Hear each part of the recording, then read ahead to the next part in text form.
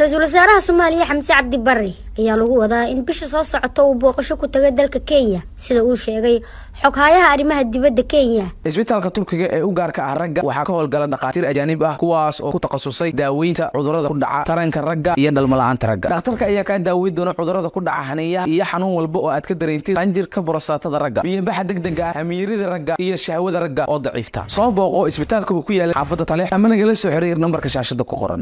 oo la kulmay wafdi ka socday raiisul wasaaraha Soomaaliya. Socdaalkan waxa uu noqon doonaa markii uu horeysay raiisul wasaare Xamse uu tago Nairobi isagoo raiisul wasaaraha tan iyo markii uu xafiiska la wareegay 25 July sanadkii 2022. Kenya Soomaaliya waa daris wanaagsan waxayna sii wadaan ka wada shaqaynta xoojinta xasiloonida labada dal iyo gobolka si loo helo barwaaqada wada jirka ah ee dalkeena. waxaan ka wada hadalnay booqasho rasmi ah oo dhawaan ku imaan doono raiisul wasaaraha xukuumadda federaalka Soomaaliya Xamse Cabdi Barre ayuu yiri xoghayaha arrimaha dibadda ee Kenya. safarkii raiisul wasaare Xamse ayaa la filayaa inuu ku saabsan yahay dib u eegis lagu sameeyo iskaashiga labada dal oo ay ka mid yihiin amniga iyo difaaca wada jirka ah, duulista ganacsiga iyo maalgashiga, kobcinta tayada adeega bulshada iyo tacliinta sare ee labada dal. maalmo ka horna wasiirka beeraha Kenya ayaa sheegay in bisha May ay Soomaaliya iyo Kenya wada gali doonaan heshiis ganacsi oo ku saabsan qaadka mirooga ee Kenya ay u soo dhoofiso Soomaaliya. Umul Khayr Cabdi Ahmed, SBTV, Muqdisho.